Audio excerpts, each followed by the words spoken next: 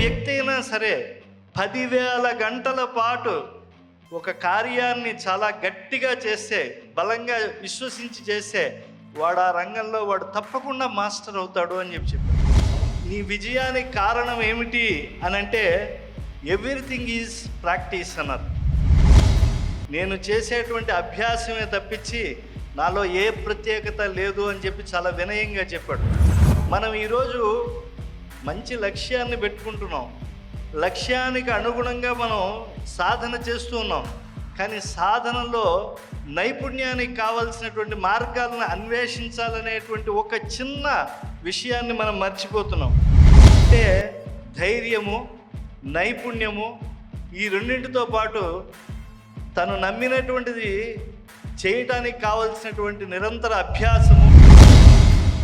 Vasudeva IPS గారు అంటారు, ఏ వ్యక్తి అయినా సరే 10,000 గంటల పాటు ఒక కార్యాన్ని చాలా గట్టిగా చేస్తే, బలంగా విశ్వసించి చేస్తే, వాడు ఆ రంగంలో వాడు తప్పకుండా మాస్టర్ అవుతాడు అని చెప్పారు.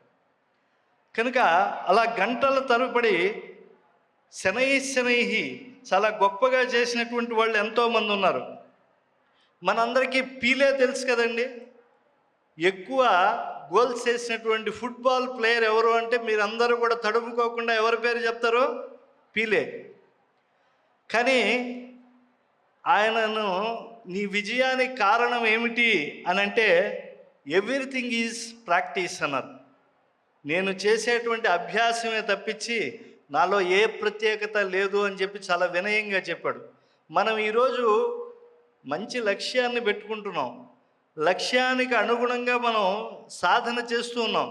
కానీ సాధనలో నైపుణ్యానికి కావాల్సినటువంటి మార్గాలను అన్వేషించాలనేటువంటి ఒక చిన్న విషయాన్ని మనం మర్చిపోతున్నాం. అలాగే చాలా గొప్పవాడు, ఒలింపిక్స్లో ఎక్కువ దాదాపు 23, అనుమానం లేదు 23 స్వర్ణ పతకాలు సాధించినటువంటి గొప్ప మైకేల్ ఫిలిప్స్ ఉన్నాడు. అతను స్విమ్మింగ్లో కనుక వచ్చాడు అని అంటే పక్క వాళ్ళు మాకు వేరే ఏ పథకం వస్తుందని అనుకుంటారు, కానీ బంగారు పథకం ఫిలిప్స్ పక్క నుండి వస్తుంది అని ఎవరు అనుకోరు. ఆయనను చిన్నప్పుడు వాళ్ళ అమ్మ బాగా అల్లరి చేస్తూ ఉంటే పట్టుకెళ్ళి స్విమ్మింగ్ పూల్లో తోసేసేది. పాపం ఆమెకి ఆమె భర్తకి చాలా గొడవలు జరుగుతూ ఉండేవి. వీడు మధ్యలో బాగా అల్లరి చేస్తూ ఉండేవాడు, ఏం చేయాలో తోచక. అప్పుడు ఈ పిల్లాడిని గబువ పట్టుకెళ్ళి ఇంటి ముందు ఉండేటువంటి స్విమ్మింగ్ పూల్లో తోయేసేది. వాడు అలా నాని వాడు ఏం చేసేవాడంటే తలకిందులుగా ఇలా ఆ ఫిలిప్స్ రకరకాల విన్యాసాలు చేసేవాడు. ఆ విన్యాసాలు చేయడం వల్ల వాళ్ళలో చాలా నైపుణ్యం వచ్చింది. నేను ఏ రకంగా వెడితే వేగంగా వెళ్తున్నానో ముందు తెలుసుకున్నాడు. అంతేకాదు ఈ పక్క నుంచి ఆ పక్కకి వెళ్ళేటప్పుడు అలిసిపోకుండా ఏ రకమైనటువంటి విన్యాసం చేస్తూ వెళ్తే నేను తొందరగా వెళ్తున్నాను అని చెప్పి కొన్ని గంటల పాటు చేసినటువంటి ప్రాక్టీస్లో వాడు ఆలోచనతో పాటు చేశాడు. కాబట్టి వాడు ఎన్నో పథకాలు సాధించాడు. అందులో 23 పైగా బంగారు పథకాలు ఉన్నాయి అని చెప్తున్నారు. కాబట్టి మన లక్ష్య సాధనలో మన నైపుణ్యాన్ని, అంటే మనకి ఆలోచనలు ఉంటాయి, ఆలోచనలు ఉన్నా కూడా వాటిని సుఫలం చేసుకోవటానికి ఎక్కువ వయస్సు కూడా ఉండాలని ఏం లేదండి. ఇప్పుడు ప్రపంచంలోనే అతి చిన్న వయస్సులో చెస్ ఛాంపియన్ అయినటువంటి మహానుభావుడు ఎవరు? గుకేష్, దొమ్మరాజు గుకేష్.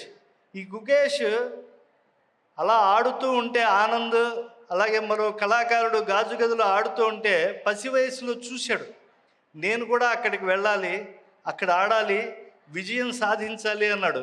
ఒక టీనేజ్ బాయ్ తన అనుకున్నటువంటి కాలం కన్నా చాలా ముందుగానే ఆయన లక్ష్యాన్ని సాధించి ప్రపంచాన్నంతా కూడా చదరంగ క్రీడలో ఆశ్చర్యపరిచాడు. అంటే ధైర్యము, నైపుణ్యము, ఈ రెండింటితో పాటు తను నమ్మినటువంటిది చేయటానికి కావలసినటువంటి నిరంతర అభ్యాసము, ఇవన్నీ కూడా సమష్టిగా కలిస్తేనే అంతటి గొప్ప విజయం. ఈరోజు మనం ఏం చెప్తున్నాం? గుకేష్ మావాడండి, ఏదో చెన్నైలో ఉన్నాడండి అని చెప్పి గర్వంగా చెప్పుకుంటున్నామే. ఇలా మన గురించి కూడా చెప్పాలి అని అంటే మనం తీవ్రమైనటువంటి సాధన చేయాలి.